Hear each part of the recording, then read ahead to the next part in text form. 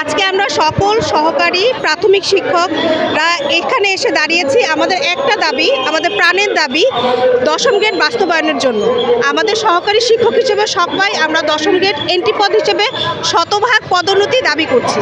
দশম গ্রেড হচ্ছে আমাদের বঞ্চনার থেকে মুক্তির একমাত্র পথ। আমাদের অর্থনৈতিক এবং মানসিক দাসত্ব থেকে আমরা মুক্তি পেতে চাই। আমাদের দশম গ্রেড, এই দশম গ্রেড প্রয়োজন এই জন্য যে আমরা শিক্ষার্থীদের জীবনের মান উন্নয়নের জন্য কাজ করব। সেখানে যদি আমাদের জীবনের মান উন্নয়ন না হয় তাহলে তো আমরা শিক্ষার্থীদের মান উন্নয়ন করতে পারবো না। আর মূল কথা হচ্ছে আমাদের জীবন মান উন্নত না হলে আমরা কারো অন্যের জীবনের মান উন্নয়ন কীভাবে করব। সেই জন্য আমাদের একটাই দাবি দশম গ্রেড, দশম গ্রেড, দশম গ্রেড। এর বিকল্প আসলে আর কোনো চাওয়া নেই আমাদের।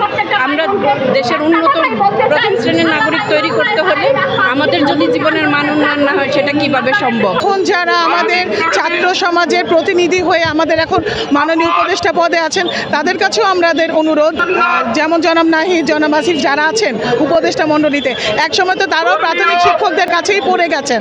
আসলে আমাদের কোনো উপদেষ্টা বলেন আর যে কোনো উচ্চপদস্থ কর্মকর্তাই বলেন, সকলেই একসময় প্রাথমিক শিক্ষকদের কাছে শিক্ষা নিয়ে আজকে বড় বড় পদে আছেন।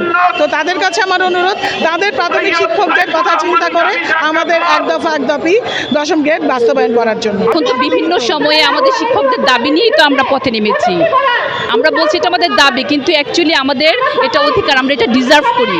আমরা তো ন্যূনতম স্নাতক যোগ্যতায় বাচ্চাদের পাঠ দিচ্ছি, মাধ্যমিকে অন্যান্য ডিপার্টমেন্টে একই যোগ্যতায় তাদেরকে প্রমোশন দেওয়া হচ্ছে, তাই না? এটা এর জন্যই বলেছি যে এটা আমাদের অধিকার, আমরা এটা ডিজার্ভ করি। জি, আপনারা অবগত আছেন যে আমরা হচ্ছে সরকারি প্রাথমিক বিদ্যালয়ের সহকারী শিক্ষক। আমাদের আজকের যদিও আমরা বলছি দাবি, কিন্তু আমরা মনে করি এটা আমাদের দাবি না, এটা আমাদের অধিকার।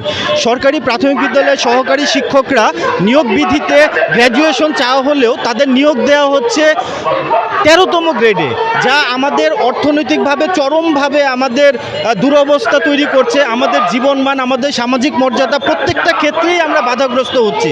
আমরা যদি অর্থনৈতিকভাবে স্বাবলম্বী না হতে পারি, আমরা মানসিকভাবে চরম বাধাগ্রস্ত হয়ে থাকি, যার জন্য আমরা চাইলেও আমাদের মনকে আমরা প্রফুল্ল রাখতে পারি না, যার ফলশ্রুতিতে এটার প্রভাব অবশ্যই কোমলমতি শিক্ষার্থীদের উপরে গিয়ে পড়ে। কিন্তু আমরা চাই না, আমরা চাই বৈষম্যমুক্ত বেতন কাঠামো হবে, আমাদের প্রাপ্য অধিকারটা আমাদের ফিরিয়ে দেওয়া হোক।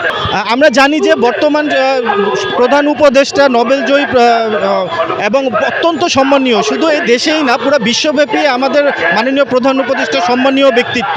আমরা জানি এই সরকার এসেছেই হচ্ছে বৈষম্য দূরীকরণের জন্য, বৈষম্য বিরোধে যত সমস্যাগুলো আছে এগুলো সমাধান করার জন্য। তো আমরা বর্তমান সরকারের কাছে আশাবাদী এবং আমরা মনে করি যে সরকার আমাদের অধিকারটা আমাদের ফিরিয়ে দিবেন এবং তারা আমাদের এই দাবিগুলো, এই আমাদের সহকারী শিক্ষকদের দশম গ্রেডের যে মানবিক চাওয়া, এটা সরকার মেনে নেবে বলে আমরা এটা মনে করি।